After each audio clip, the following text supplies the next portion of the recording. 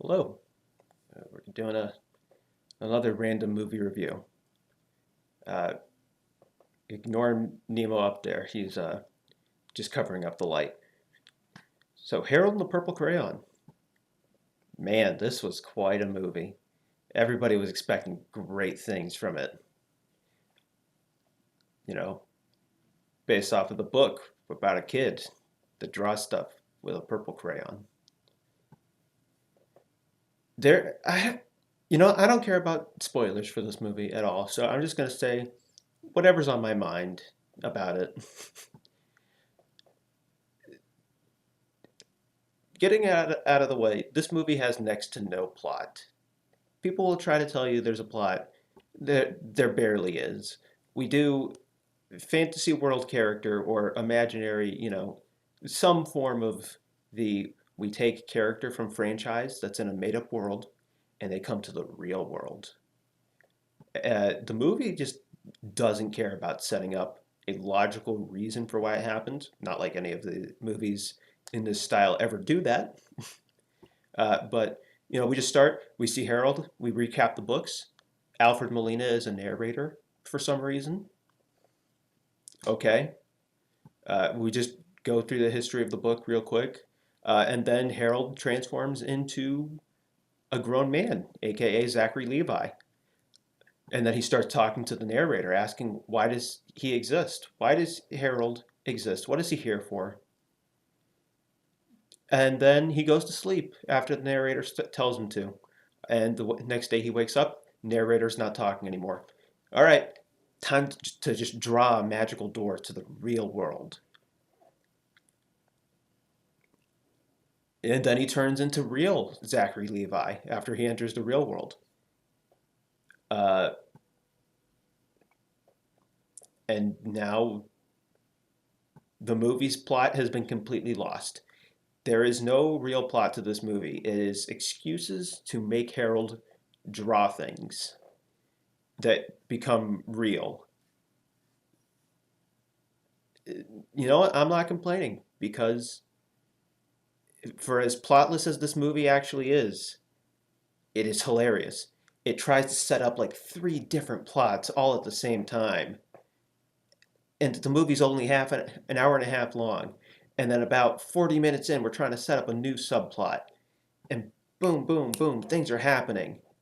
And it's just like we get one scene to set something up, and then one more scene of payoff. And by payoff, I mean nothing. Because you can't just do one scene of setup. We get police detectives interviewing people or asking questions about these people drawing crayons. Ooh, one of them's thinking that something's up. We just get to a scene where Harold and his two friends are arrested, and then they break out of jail, and the police do nothing about it. It's great. We get a subplot with Jermaine Clement, the Tamatoa, the crab from Moana. He's a librarian, and there's a kid and his mom. The kid's dad died, so Jermaine Clement wants to get with this kid's mom, even though he's a librarian and she doesn't like him. Zoe Deschanel is the mom, and she runs over Harold and the moose character, who's not a moose throughout most of the movie. But he sometimes becomes a moose when the plot needs it to. She runs them over with her car, and then they bunk with her for the night, even though Harold could just draw a house. I don't know why he didn't just draw a house.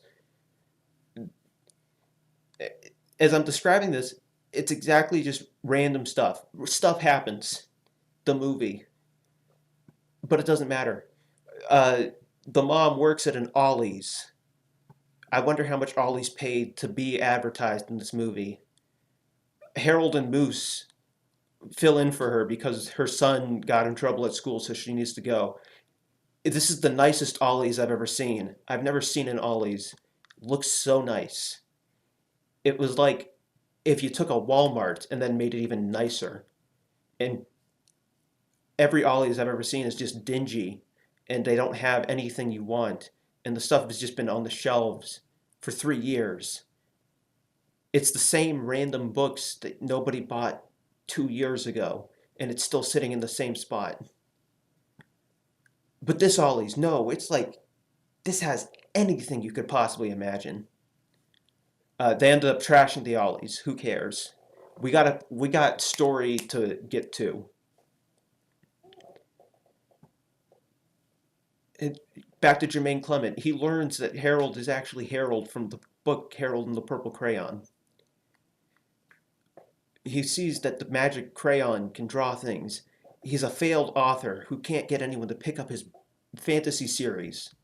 So he wants to use the crayon to get people to see his fantasy world.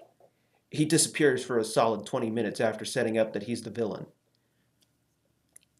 Honestly, I there's nothing more for me to say about this movie, honestly. I've covered everything I possibly can. Oh yeah, the porcupine character riding on the motorcycle right there. She just sort of walks around and does random things throughout the movie. It doesn't make any sense. The movie's only an hour and a half long. There's not even plot holes to be had in this movie.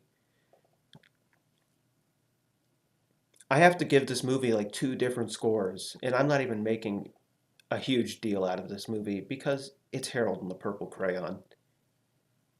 And I'm just asking myself why this movie was made. But also, I'm glad this movie was made because it was the best absurdist comedy of 2024. Maybe even the last 5 years, quite honestly. It's just dumb. As a movie trying to tell an actual story, it's like a 2 or a 3 at best. But as a comedy, where you're just having dumb fun laughing at random things happen, oh, it's like at least an 8. An 8 out of 10. Like, you don't care about any storyline that's going on. You just care about what dumb thing they're going to do. And it's great. Like, I had extremely low expectations going in, and I had a great time. I was laughing so much in the theater just because of how dumb everything was. A few jokes are actually pretty good. It's, oh man, it's great. So yeah, you should go see it. Go see it while you still can. And I'll just keep sitting here asking myself why the movie was made and why there was no plot and why Zachary Levi keeps taking roles where he's a grown man that acts like a child. And with that, that's all I've got to say. You know, it was dumb fun. Just go have some fun watching this movie. This has been a Marcus Talks movie review. Thank you and good night.